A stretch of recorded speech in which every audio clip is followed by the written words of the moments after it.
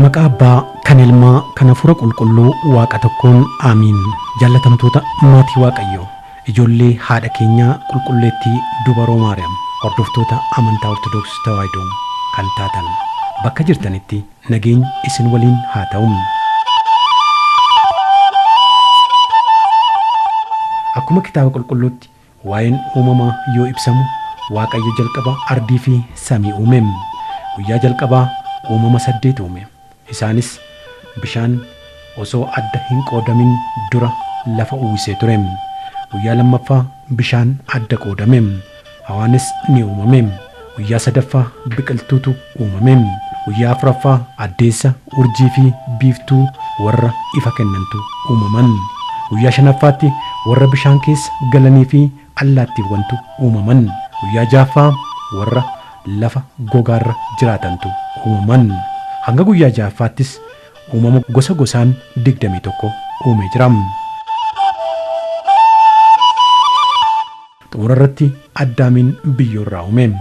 Haga Addaamitti uumama 22 ta'a jechuudha. Hewaanis lafee cinaacha Addaamirraa uumamtee jirti. Egaa wal hormaanni dhala namaa kamuu kanarraa eegala akka kitaabni nutti himutti. Uumama Waaqaa keessaa dhalli namaa isa tokko.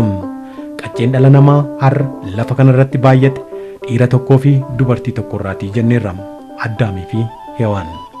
Ijoolleen Addaam haga Nohitti wal horaa deeman cubbuu dalaganiin bishaan badiisaatiin liqimsamanii yoo dhuman, Waaqayyo garraamummaa fi ajaja Waaqaatti buluu isaa ilaalee Nohin bidiruu tolchi, maatii kee hunda qabadhuu bidiruutti seenii jedheenim.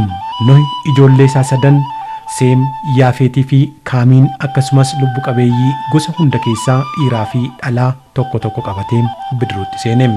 Nohis waan Waaqayyoof qulqulluu ta'ee tajaajilaa tureef bishaan badiisaarraa baraarameera.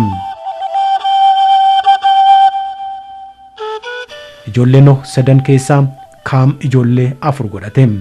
Isaan kun Kuush, Misraayim, Fuuxii fi Kana'aan jedhamu.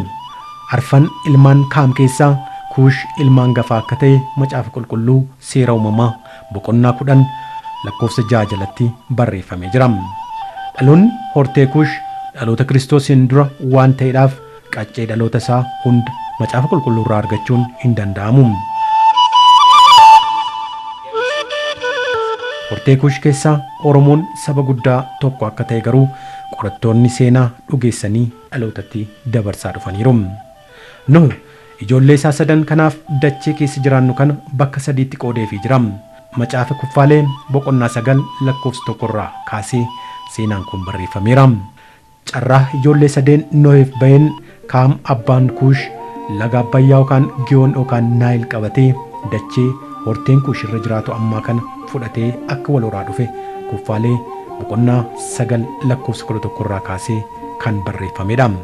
Dhaloonni kun waan dhagahanirraa kaanii amanuun Waaqa isaanii waliin walitti hasaasaa ulfeeffachaa as ga'anii jiru. Kitaaba qulqulluu kakuu moofaa seera uumamaa keessatti raajaan Museen waa'ee biyya keenyaa yoo barreessu biyya Kuush jedhee barreesse. Kuush kan jedhame kunis maqaa ilmaati. Ilma Noh Kuush jedhamuun akka mogga'e kitaaba qulqulluurraa ni hubanna. Seera uumamaa keessatti qofaa osoo hin taane kitaaba kakuu moofaa hundumaa keessattuu bakka amma jecha Itoophiyaa jedhamee bakka bu'e kana keessatti kitaabni hundumtiyyuu Kuush jedhanii waamu. Akka fakkeenyaatti kitaabni faarfannaa Daawit afaan Hibruutiin barreeffame yoo ilaallu gama isaatiin Kuush ariifattee harka ishee gara Waaqaatti ol diriirsiti. Faarfannaa boqonnaa 68 lakkoofsa 31 jedha malee akka kitaaba afaan Giriikiitiin hiikame har'a Itoophiyaan harka ishee gara Waaqayyootti ol kaafti hin jedhu ture. Kitaaba dur raajaan Ermiyaas afaan Hibruutiin barreesse namni Kuush bifa isaa qeeransis babarruu ta'uu isaa geeddaruu hin danda'u. Ermiyaas boqonnaa 13 lakkoofsa 23 jalatti kaa'amee jira. Kunis uumama Waaqayyo jijjiiruun akka hin danda'amne yoo ibsudha. Museen intala warra Kuush fuudhee jira. Jecha Kuush jedhu kan afaan dhaloota Kiristoosiin dura jaarraa 3ffaa keessa hayyootni Seetijiyaant jedhaman kitaaba qulqulluu afaan Hibruurraa gara afaan Giriikiitti yoo jijjiiran Itoophiyaa jecha jedhuun bakka buusaniiru. Kunis ummata fuula gurraachaa Ethiopiis jechuudha. Kanaaf Oromoon bifti waaqaatuu akkuma kuushummaa fi Afrikummaa gurraachaa jedhee kan dhugeeffatuuf. Oromoon dhalootuma isaarraa kaasee waaqa tokkotti amanaati dhufe. Amantii waaqa tokkotti amanuu kanas mul'achuu ilma Waaqayyoo waan hubateef kiristaanummaa dursee fudhachuudhaan dhugoomfateera. Kanaafis ragaa fi fakkeenyummaa guddaa kan qaban bataskaanni jaarraa afuraffaa kaasanii Oromiyaa keessatti hambaa ta'anii jiran hedduudha. Isaan keessaa jaarraa afuraffaa keessa kaawoloota akka holqa Mikaa'ela Qorontos, Maaramii Qarree Gohaa fi Maaramii Dhalataa Salaaletti kaasuun dandeenya. Akkasumas jaarraa shanaffaa, ja'affaa fi torbaffaa keessa kaawoloonni akka Maaramii Zeegamaal, kaawula holqa Sillaasee Caboo fi jaarraa torbaffaa keessa Abbaa Libaanoosiin kan bu'uureffame kaawala Dabra Libaanos eeruun ni danda'ama. Kaawolonni dinqisiisaan akka Tulluu Cuqqaalaa, Maaramii Adaadii, Dabra Tsiimoonaa, Qiirqos Hora Wancii, Tulluu Eegduu, Sillaasee Asabootii fi Gabreelii Qullubbiis naannoodhuma kana keessatti argamu. Akkasumas hambaawwan addunyaa irratti hin argamne keessattuu kitaabni Henook addunyaa irraa badee kan ture kan of keessatti qabate kaawalli Hora Dambalis Oromiyaadhumatti argamu.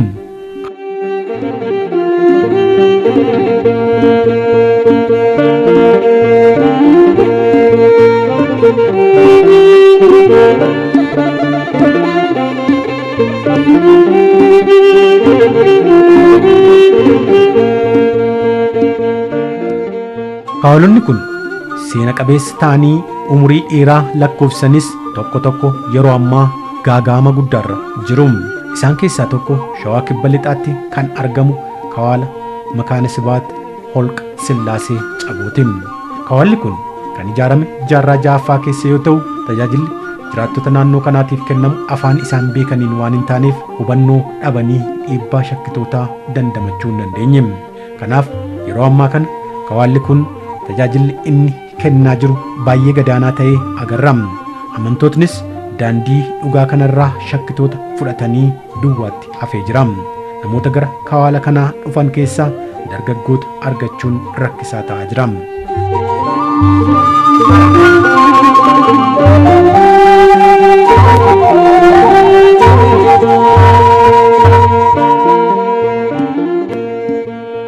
Haaluma wal fakkaatuun manni amantaa keenya tajaajila afaan Oromootiin wangeela barsiisuu dagachuurraa kan ka'e dhiibbaa shakkitoonni irraan gahaa jiran akkasiin ragaa ba'u.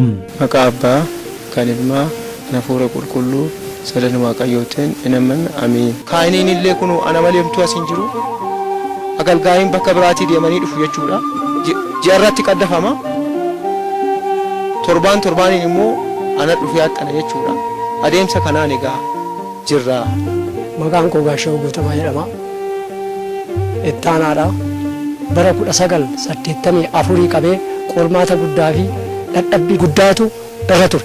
Midhaan duraa mana sanbatee fi dajja salaamii gubuudhaan inni lammataa gataa piroostaantii fidanii bara 1996 asirratti meetirii 5 kan hin fagaanne matsallaabeetii dhiyanii iddoo mana sagadaa keenya wayim bakka huccuutti geeddaratan jechuudhaan fidanii asitti ijaaranii bara 1984 lafuma awwaalaa kana wajjin qabee ortodoksiidhaaf kan kallalan. Amma immoo aangoo isaanii nu gararraa taasisuuf jaa xiqqaa ta'an mana saganamoonni kun hafee gataan isaanii hafee mana saganamoo yeroo namni keenya du'e uffatatti qayyaranneanii lafa mana mandaa keenyarraa matsallayaa keenyarraa kunoo kan meetirii 5 fagaannetti mana kana fidanii irratti ijaaranii kun dhiibbaa guddaa nu qaqqabsiisanii. Kanaaf immoo iyyataa asii kaanee amma godinaatti deemne namni furmaata nu laatu hin dhabame. Lafa kana osoo itti gargaaramaa jiru kaloosaa biqiltuu kanallee irraa gurgurataa irra dhaabaa otoo jirru bulchaan gandaaf manaajar bara 2010 lafa kan yaanii caasaasaa fudhatee qoodee amantaa pirootestaantii ganda furfoo guuteetii kenne jechuudha. Lafti amma kenname kana osoo hin taane yoo nuuf danda'ame kenna adda addaa kenninee fi amantoota kana doorsifnee gara keenyatti fudhannee amantaa kana dhuunfanna jedhanii waanta dubbataniif akka amantaan kun amantaa biraatiin dhuunfatamne nama 40 lubbuu isaa dabarsee amantaa kanaaf kennee jiru akka dhuftanii nu jajjabeessitanii barnoota barbaachisaa akka nuuf kennitan isiniin jedha. Ogeessi seeraa nu gargaare dhimma kana nuuf raawwate itti gammanna. Mana sanatti mukaamaa sagaddaa maal tachi jira muka malee maal tachi jira faayidaa maal achi argattaa kan biyya addunyaatti amma beekamtee jirtu kanan warkaa busheessuudhaaf warkaa salpheessuuf jedhanii uummata keenya barumsa dhabaadhaan ija barumsa bal'aa hin qabneef naannoo kanatti miidhaa kan irratti fideera.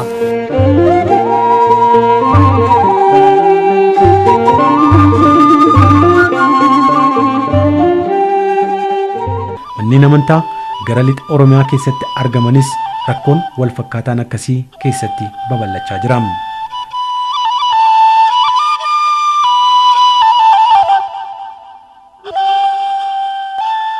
Amantiin Ortodoksii Tawaahidoo Oromiyaa keessatti maaliif hordoftoonni ishee lakkoofsaan xiqqaachaa dhufan yoo jenne inni jalqabaa tajaajila afaanii gahaa dhabuu isaaniiti. Gama biraatiin dhaabbileen maqaa amantaatiin hordoftoota amantaa Ortodoksii irratti duulan hedduudha. Daangoonni hin qaddasan. Qidduus Sillaaseetti eebbifamee, Maqaleetti eebbifamee, naannoo sun Suwaasii Biraatti eebbifamee, Addanaa kan keessa isaa beekni. Habbi uummata sassaabee isaa keessa Pirotestaantii Addabaashee dhaloota amanamaa akkasii kana keessa jira.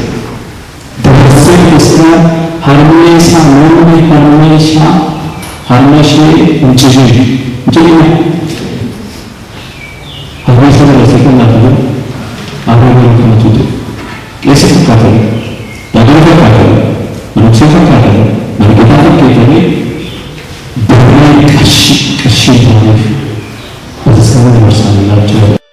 Kanaaf wantoota sababa ta'an keessaa inni duraa tajaajila gahaan afaan isaan beekaniin kennamuu dhabuudha.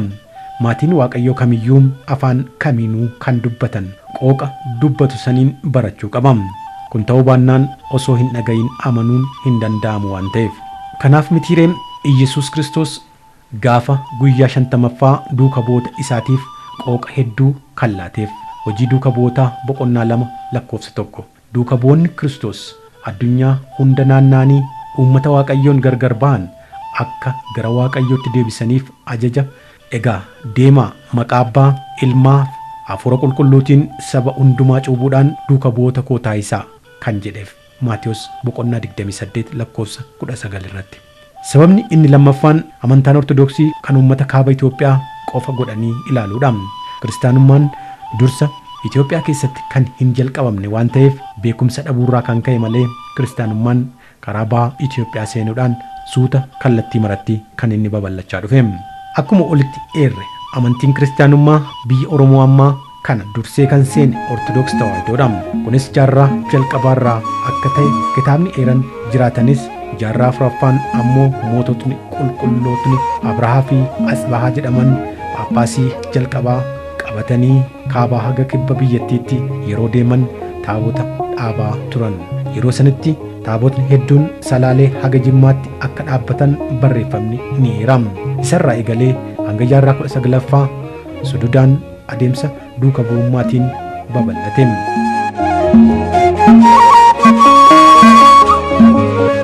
Jaarraa 13ffaa fi 14ffaa akkasumas 15ffaa keessa qulqulloota akka Aabboo Abbaa Takla Hayimaanotii fi duuka bu'oota Abbaa Takla Hayimaanot 12 amantichi bal'inaan lallabameera. Jaarraa 19ffaarraa eegalee garuu moototni Abbaa Irree amanticha dawoo godhachuudhaan waan socho'aa turaniif namoonni hedduun amantii mootummaa sanii godhanii ilaaluutu ture. Dhugaadha. Mootummootni sun safuu Oromoo cabsanii afaan qawweetiin yoo gabroonsan qeesonnis bal'inaan kan duraanii caalaa gara biyya Oromoo seenuudhaan uummatichaaf barumsa gahaa osoo hin kennin cuubaniiru. Kan sirnichaan deeggarsa argachuu barbaadanis akkasumatti kan fudhatan turaniiru. Warri hafan ammoo amantaa biraa filataniiru. Egaa gochootni jaarraa 19ffaa as turan kun hubannoo dhabuurraa gocha raawwataman waan ta'aniif dogongora isaan hubannoo dhabuurraa raawwataniin amantaa saba tokkoo kaan lamaa taasisuun dogongora. Amantaan kun amantaa Amaaraati malee ani Oromooti miti jedhu. Waaqayyo fannifame Amaara bichaadha. Hundumaaf miti. Gurraachafis adiidhaafis hundumaaf fannifame Waaqayyo malee. Kan Amaara kan Tigiriidhaaf miti. Alamiidhaaf Waaqayyo fannifame.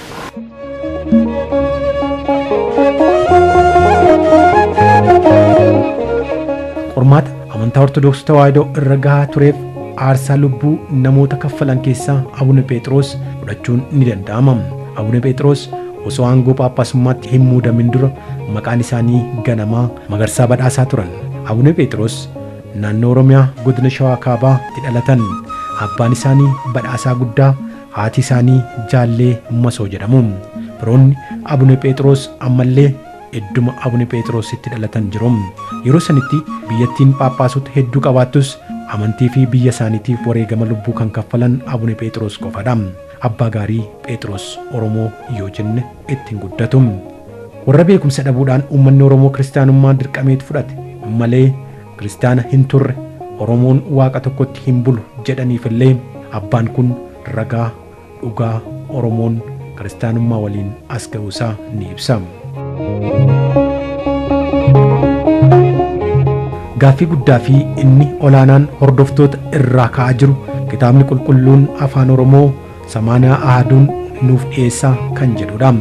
Kanarratti hojiin eegalamus haga yoonaa xumuramuu dhabuunsaa rakkina guddaadha.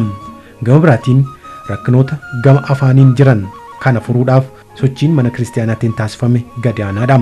Sochiin guddaan manni kiristaanaa gama afaan Oromootiin taasifame bara 2008 kitaabni qiddaasee afaan Oromootiin Paatriyaarkii Qulqulluu eebbifamuun Abbaa Maatiyaasiin eebbifamee Oromiyaa keessatti hundumti akka itti tajaajilaman ajajni darbuu isaati. Ajajni kun garuu kutaa lallaba 2-3 hin caalle qofatti kabajamee agarra.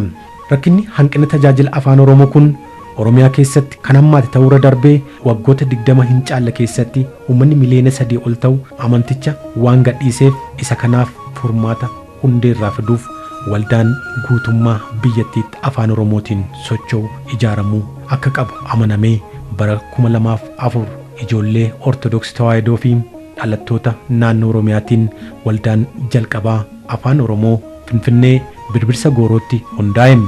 Waldichis waldaa Nehemiyaa jedhamuun yeroo muraasaaf erga ture booda bara 2006 irraa eegalee waldaa duuka bu'ootaa jedhamuudhaan sochii eegale.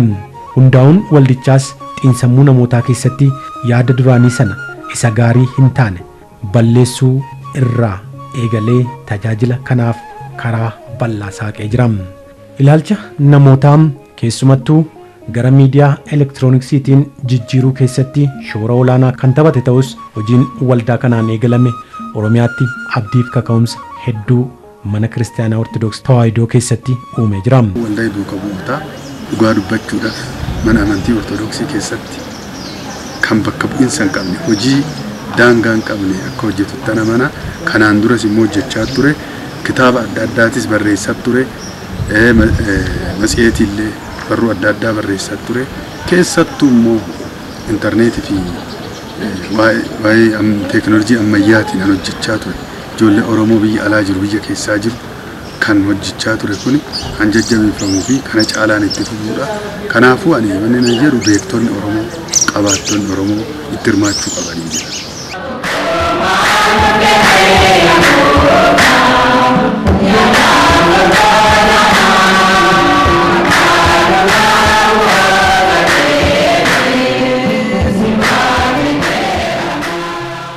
Waldaan kun beeta kinetii irraa beekamtii argachuudhaaf bara 2006 irraa eegaleen abdiin eeggachaa jiraatus kutaawwan lallaba Shawaa Kibba Lixaa fi Wallagga Lixaa irraa beekamtii fudhatee imala tajaajila isaa cimsateera.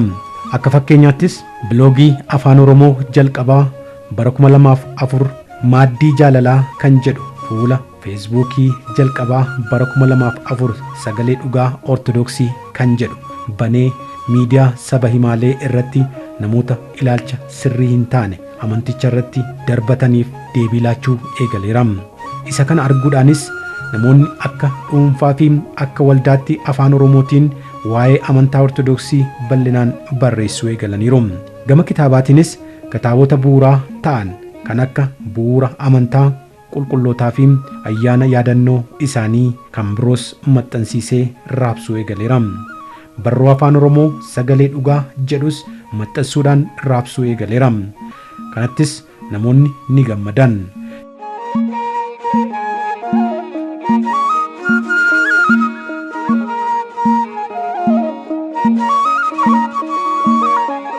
Yaa'ii afaan Oromoo baadiyyaa haga magaalaatti diriirsee socho'uu eegaleera.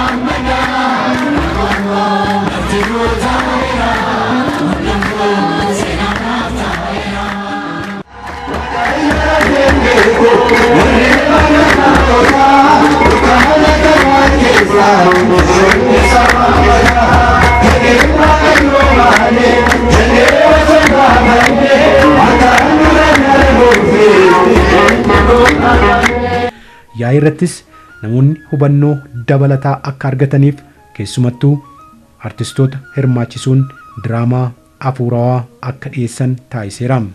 Kitaabni Galatoo bara 2008 eebbifames akka bakka hunda dhaqqabu keessumattuu lixa Wallaggaarraa luboota fiduudhaan Shawaa keessatti akka ittiin tajaajilli eegalamu taasifameera.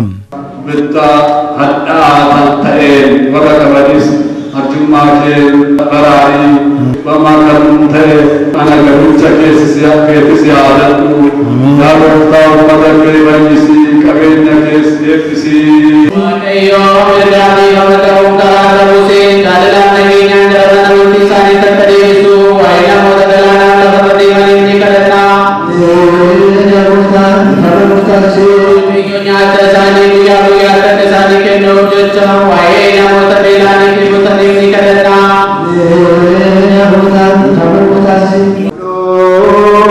Kan ta'e qurbaana qulqulluu kana biraatiin fudhatu qulqulluu kan hin taane garuu fudhatanii seexanaaf kan qophaa'e ibidda namaa akka hubanneeti garaa isaatti ammeenya kan qabu yaada addaa sagaagalummaa kan qabu jiraatin yaadini xuriyaa qabootii qulqulleessee dura dhiqadhee qulqulluu akkuma taasise akkasumas immoo sababa keessaniitiif itti gaafatamummaa narra hin jiru cubbuun keessan isinitti deebi'a malee qulqullummaadhaan taatanii fudhachuu baattanii badiisa hunda keessan irra ga'uurraatii ani qulqulluudha.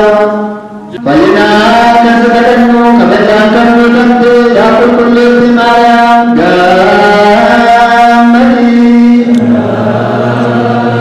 Yeroo hundumaa ulfata beekan taatu gooftaan keenya kan nu deesse haadha Kiristoos cubbuu keenya kan nu deessu galataan lakkafaa hin banne gara oliitti kadhannaa keenya ol ulfaati.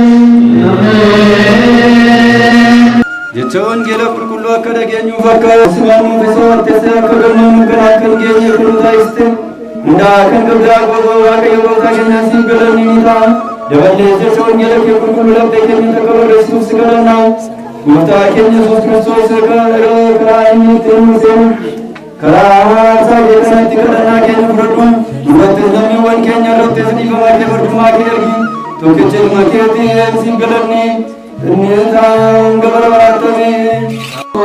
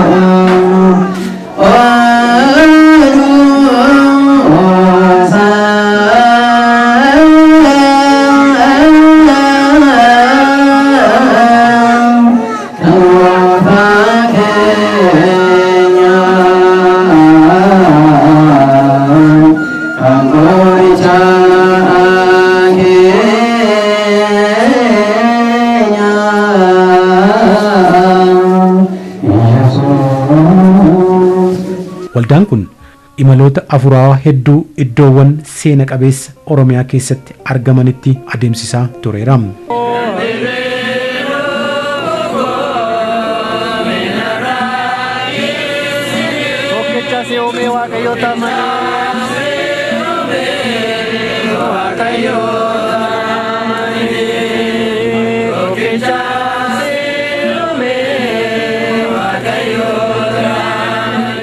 Obboloonni biyya alaatti argaman dhiibbaa warra isaan hojjechiisan irraa kan ka'e amantaa isaanii kan hin jijjiirranne koorsii dhaabbataa diriirsee waggaa 2 ni barsiisa, ni gorsa, walitti qabee isaan ni to'ata.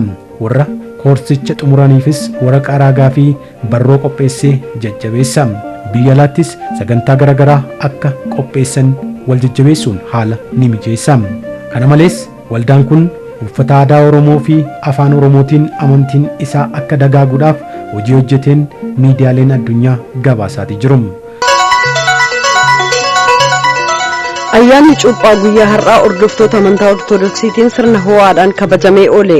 Waldaan duuka bu'oota jedhamu kan waldaa Ortodoksii waldaan Oromiyaa keessatti tajaajila hafuura afaan Oromoo kennu Finfinnee keessatti kaleessa ayyaana jala bultii Kataaraa irratti ammoo ayyaana cuuphaaf Finfinnee bakka hurufa boombii yookaan jaan meedaa jedhamutti yeroo jalqabaaf sagantaa afaan Oromootiin haala gurmaa'een hirmaateera. Yeroo jalqabaaf taabota maaramii kiiloo 5 kabajuudhaan waldaa duuka bu'ootaaf gamtaan tajaajiltoota hafuuraa kan afaan Oromoo faarfannaa afaan Oromoo wayyaa aadaa uffatanii hanga hurufa boombiitti deemaniiru. Seenaan kun baay'ee kan nama gammachiisu ta'uu karaa feesbuukii gurmuu kanaa beeksisameera. Sirni gadaa bulchiisa siyaasa Oromoo malee amantaa miti. Amantaan kan dhuunfaati. Sirni gadaa garuu kan Oromooti. Sirnattiin wal bulchan. Sirna kana keessatti amantaa kamuu hordofuudhaaf mirga qabu. An Oromoo dhaloota kiyya Oromoo waan ta'eef Ortodoksii keessa ture umurii kiyyaan waggaa 45 hojjetaa tureera. Tuqqumnaa callaa.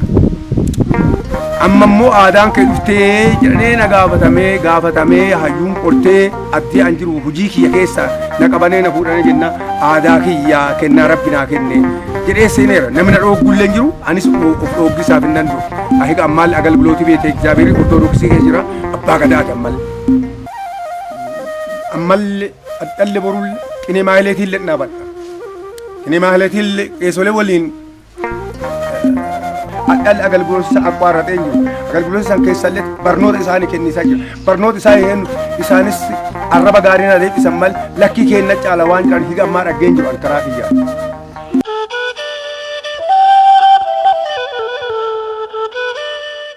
Goototni dachee Oromiyaa durirraa kaasanii amantaa fi aadaa isaanii qabatanii biyya isaaniitiif wareegamaa turan kanneen akka Habeebee Tufaa Araddoo, Jeneraal Taaddasaa Birruu, Hayilamaariyaam Gammadaa, Leetinaal Koloneel Abdiisaa Agaa, Dajjaazmaach Garassuu Dhukiifiin, Agaree Tulluu akkasumas yeroo ammaa kan lubbuun jiran Asaffaa Shaaroo Lammiifaan illee amantaa kana qabatanii biyya isaaniitiif lolaa turan.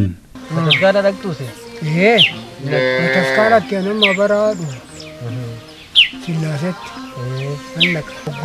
hoggal nyaanna malee hoggaa oliif gadi kaannu san erga nafsabbaatii qabannee masqalii dhungannee waata akka akkaatti hin jiru.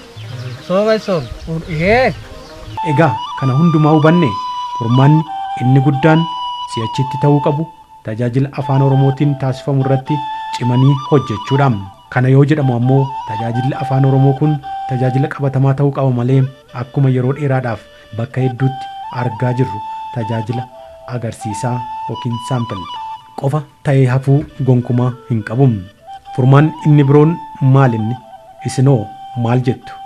Maaltu ta'uu qaba? Galanni Waaqayyoof haa ta'u.